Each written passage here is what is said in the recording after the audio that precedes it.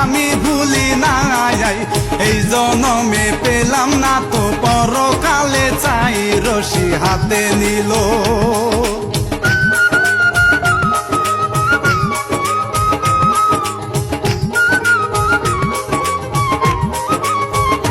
রশি হাতে নিল, গাছে বাঁধলো বাঁধলো দুই গলায়, একই সাথে ঝুলে গেল বুকে বুক মিলায়, দমটা যায় চলে যায়।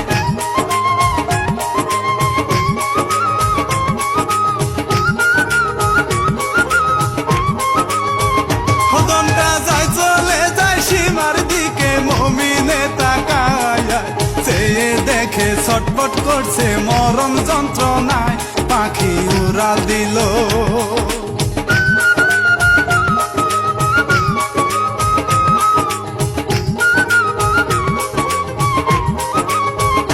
পাখি উড়াল দিল, কি করিব আর তো উপায় নাই, মুমিনের আস্তে আস্তে দমটা চলে যায়, এখন নিদ্রা মানে না।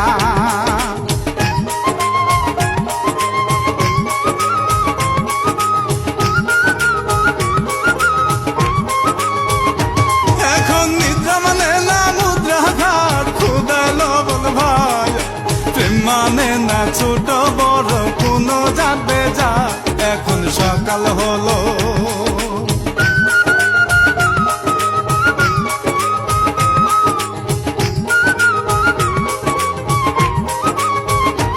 এখন সকাল হলো, চাচা এলো পুকুরের ঘাটে, হাত মুখ ধুয়ে নাস্তা করবে বাজারে যাবে, হঠাৎ চোখ পড়িল।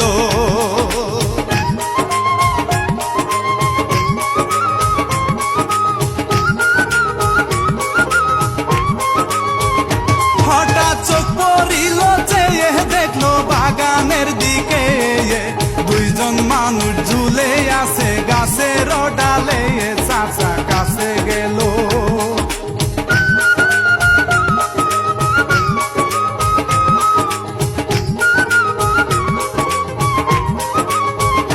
চাচা কাছে গেল, দেখতে পেল বাতি যায় আমার, তাহার সাথে সীমাও আছে, চোখ রাখা যে দায়, চাচা চিৎকার দিল।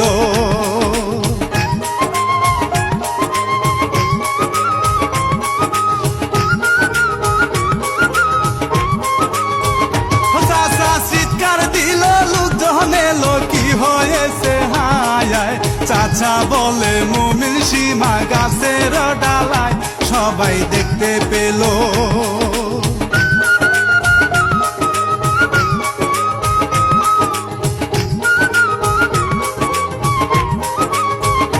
সবাই দেখতে পেল আর বলিল, ওগো দয়াময়, কেমন খেলা খেলছ তুমি, এই দুঃখ কিসয়, মুমিনের বাবা এলো।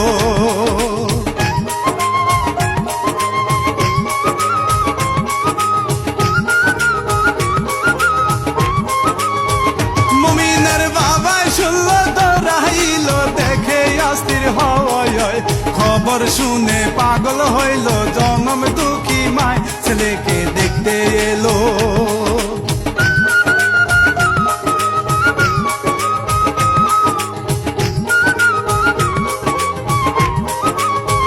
ছেলেকে দেখতে এলো, খবর পেল সীমার বাবা মায়, এই দৃশ্য দেখিয়া বাবায় জ্ঞান হারাইয়া যায়, কান্দে মা জননী।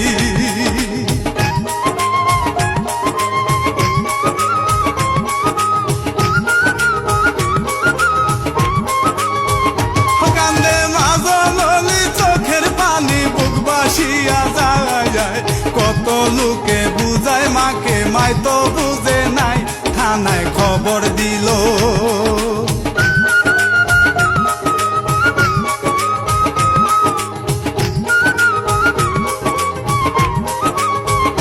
থানায় খবর দিল, পুলিশ এলো, লাশ দুটি নামায়, এইদিকেতে বাবা মাকে ধরে রাখা দায়, পুলিশ চিন্তা করে।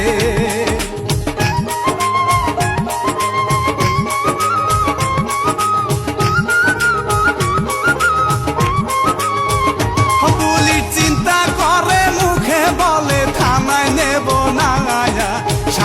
থেকে কবর দিল দুইজন দুই জায়গায়, আমি রানা বাপ্পি।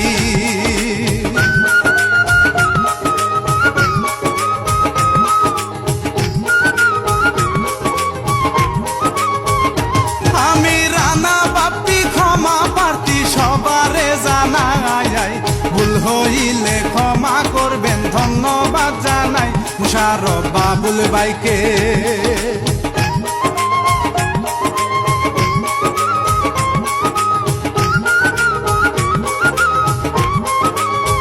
মুশারফ বাবুল ভাইকে জাহাঙ্গীর ভাইকে কৃতজ্ঞ জানাই, এই কাহিনী লিখলেন যিনি তিনি প্রান্ত ভাই। আমি বিদায় নিলাম।